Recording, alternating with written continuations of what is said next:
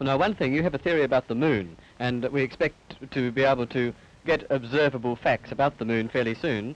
What is your theory? Well, it is by now rather more than a theory.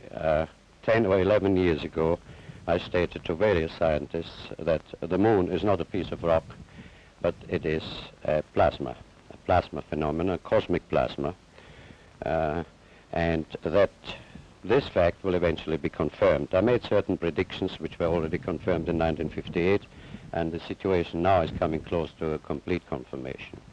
What will be the result if you're proved to be correct in your theories? The result will be profound and decisive, because it will give proof that a complete reinvestigation of the laws of nature is necessary. Because if the moon is a plasma, no man will ever land on it. The soft landing attempts will all fail.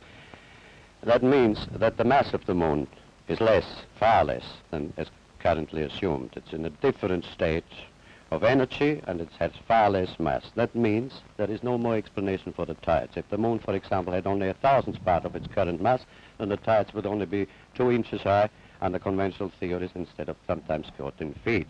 And that means that if it is proved that the moon is a plasma, then all gravitational theories are out, and a new concept of the cosmos and of its laws has to be evolved.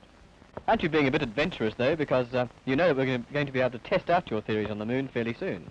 Well, not anymore. 11 years ago, of course, it was rather taking a risk. I was considered a lunatic, of course, but by now the evidence, accumulated evidence, is already so much in my favor that I'm not taking any risks anymore. On the contrary, there is scientific views expressed all over the world now that the moon seems to be of a quite different nature of what was assumed.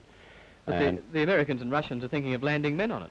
Well, that will never happen. Not on the moon. On Mars, on Venus, on other planets, yes, but the moon is definitely, as I assert, a plasma.